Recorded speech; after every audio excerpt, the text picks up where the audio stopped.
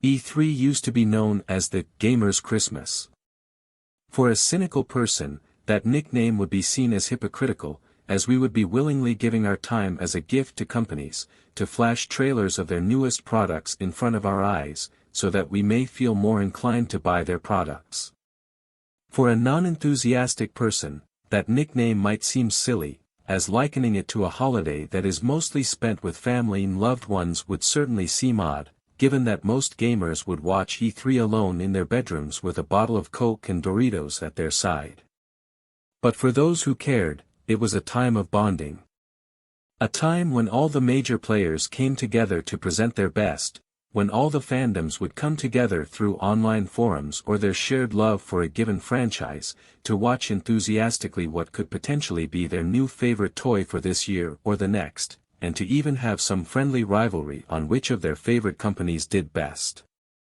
Not that different from sporting events like the Super Bowl or the Champions League, it was a time for fans across the industry to band together and have a festival of sorts to celebrate all things gaming. So why did it eventually fade into obscurity? Before we can answer that question, we have to look at why events like these exist and were successful in the first place. Have you ever wondered why similar types of businesses are usually located together? Restaurants, clothing, shoes, technology, and so many other types of industries and businesses tend to stick close to one another. This is called clustering. It is done in order to maximize potential customer visits to your store, and in turn maximize the potential amount of sales that a business can make, given the increased visibility that your business receives by being close to other similar businesses, including other benefits. Think of it like this: assume you are a hardware store, and you pride yourself on selling a wide variety of goods. But even if you were the biggest business in your region, it would be nearly impossible to meet every possible demand that is related to your business, so your potential customer base is lower than it could be. But by staying next to other similar businesses that also sell similar goods as yours, not only do you complement each other, making the region you are all in more attractive to the overall customer pool, but these businesses also benefit from the increased traffic that comes their way. Through this strategy, a loyal customer of a rival shop might end up being interested in the goods and services you provide, by simply passing through the front of your store and seeing something that piques their interest, without having any previous intention of visiting you or even having any knowledge of it. This concept can be explained by game theory, by a principle called the Nash equilibrium. To briefly explain it, when any of the competing players, in this case, companies of the same industry, don't have a better strategy other than the one previously chosen, in this example being the optimal place in which most enterprises of the same type converge, then these same companies have reached an equilibrium, an optimal strategy on which to maximize sales and business efficiency. And the same applies to the gaming industry. Imagine yourself as Nintendo back in the early 90s. You have a successful business strategy. You have successfully launched 2 console hardware worldwide, the NES and Super Nintendo respectively, and you have beloved IPs on that system that drive its sales. And yet you are only one company in a sea with multiple competitors, in a market that has a fraction of the popularity that it has in 2023. It's not a guarantee that you, as Nintendo, will constantly manage to have this success that you had up until now. And marketing before the internet was hard. It meant TV ads with limited reach, making deals with other businesses to promote your own games, approaching magazines and gaming news media one by one to convince them to expose your games, and overall having a much more dependency on others doing their jobs properly in a market that, as told, isn't nearly as popular as it is nowadays.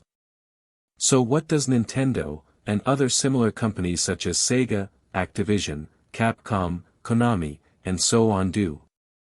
Well, they all band together to maximize their exposure. Much like clustering, having a single event where you concentrate all the attention, all the journalists, and the media in one place, in an effort to maximize the potential eyes on your games, and increase the chances that fans of other games or other consoles take notice of you. The fans that might have gone to see the latest Sega news might just take a liking to your Nintendo products, and vice versa. And that was what they tried to do while attending CES, also known as the Consumer Electronics Show. But they gave up on that because CES barely gave them enough attention or exposure. Tom Kalinske, CEO of Sega America in the 90s, once said this about CES: the CES organizers used to put the video game industry way in the back. In 1991, they put us in a tent, and you had to walk past all the porn vendors to find us. That particular year it was pouring rain, and the rain leaked right over our new Genesis system. I was just furious with the way CES treated the video game industry, and I felt we were a more important industry than they were giving us credit for. And so, the video games companies banded together to make a trade show specific to their industry, that tended specifically to their needs. And that's how E3 was born, out of sheer necessity to increase its visibility and market reach by putting most of its players under one roof. So why did E3 fail, if it played such a vital role for decades? It's simple, really. The internet happened. Trade shows were created in the past, especially for physical goods, to create buzz for the people who would act as intermediaries between said companies and the final customer. It simply wasn't possible for every company to create the kind of influence that gaming magazines, gaming websites, and any other news media spends years, if not decades, building. The expertise of game developers lies in developing games, and any venture into making a marketing department large enough to be able to remain efficient through hundreds of countries, hundreds of different languages and cultures, be it in urban or rural areas, was impossible. And so companies use trade shows like E3 to do that for them, getting journalists excited, so that these same journalists and gaming media would reach out to the final customer, the players, and make them excited in turn. But with the rise of the internet, these intermediary companies became redundant.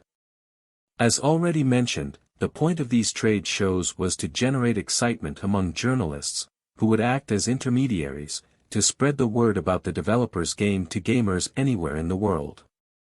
But the internet has now allowed these same companies to communicate directly with gamers. No longer advertising your games to anywhere in the world needed an army of employees to properly market and customize numerous ways to reach every possible customer in different countries, with different cultures. The internet unified and simplified that problem. In a way, the clustering that naturally occurred between companies of the same type has moved from a physical location to an online one: Twitter, Instagram, TikTok, and YouTube. These are the new streets where gaming companies are clustered, and where their customers gather. Now the Nash equilibrium, once in perfect balance, has been broken, and the companies start anew to find new strategies using the internet to find that optimal point in which they can maximize their sales potential. Nintendo Directs are an effective way to deliver information in a fun and entertaining way, but companies now communicate with their fans through the entire internet. This raises the question, why would any company continue to pay millions of dollars to the ESA, the company that organizes E3, and spend months planning for E3 just to have a small booth inside it when these companies can contact their fan base through YouTube for free? Or why not spend a fraction of the cost that would be spent on E3 through online ads to reach a whole new audience? The cancellation of E3 2023 and what seems to be the final nail in its coffin was inevitable due to the evolution of how we communicate with each other, and not really due to its own fault, although the high entry fees for attendees and the high costs for companies to be at E3, coupled with the inability to evolve with the times, certainly hastened its death. But this isn't exclusive to E3. Or rather, this stampede won't be limited to it in the future. E3 was the first to suffer because companies no longer saw value in the cost-benefit proposition that E3 offered, as explained before, and also because it was a more media-focused event, whose main attraction was the glamour and caliber of the game announcements. So when companies started announcing and demonstrating their games on their own, the main reason for media and fans alike to attend E3 evaporated, especially considering the extremely expensive ticket prices. Smaller expositions like PAX, Gamescom, and Tokyo Game Show don't suffer from the same problem because they are more community-oriented. Attendees' expectations of these events are to be entertained by playing demos of upcoming games, taking part in community-related events, cosplaying or seeing people cosplaying, or just meeting like-minded people. They do not expect to have their minds blown away by new game announcements. But even that might have its days numbered. Streaming might become a viable alternative for companies to demo their future games to a much larger audience, while still maintaining that festive air that these expositions bring. In a sense, it's not very different from what Steam is already doing with Steam Fest, but in a much more streamlined, simplified, and direct way. Streaming would allow players from all around the world, and not just the ones close to the exposition, to try the latest games. At the same time, it would cut down on data costs that demos would normally require to be downloaded, and access through streaming would also be instantaneous. Streaming would also provide one additional benefit that expositions would have over regular demos: security. By running the special demo off of a server, it would diminish, if not outright eliminate, the chance of leaks that could be obtained from a regular demo. The reason we still aren't seeing this happen is that streaming is still not up to the task of performing these tasks at the desired quality, as the input lag is still too great to provide a fluid and stable gameplay experience, and most regions of the world don't have a powerful enough internet connection to handle the technology. At least, as of now. And given how fast technology is evolving, it shouldn't take that long until we reach the time when said proposition becomes viable. More and more cosplayers are turning to social media to nurture their hobbies. Streaming would allow demos to be distributed safely directly to consumers. Digital, pre-recorded presentations are becoming better and more beloved over time. People are using social media more and more to connect with each other and arrange community activities and even tournaments, all at minimum cost. It's not that expositions are doing anything inherently flawed, but the reach and cost of doing marketing through the internet is unrivaled, and the cost for the attendees of these digital events is non-existent. And free is something that few things can effectively compete against, especially in times of recession. If these exhibitions want to survive, they will need to find a way to evolve and live alongside these new times, and not ignore them. Though honestly, I don't know what they could do to survive and compete against a tool so useful and versatile. Unless a revolutionary new technology is invented that would absolutely require physical presence to be enjoyed, I fear the days of all these gaming exhibitions as we know them are numbered. So to whoever enjoys them, I suggest that you appreciate them while they last.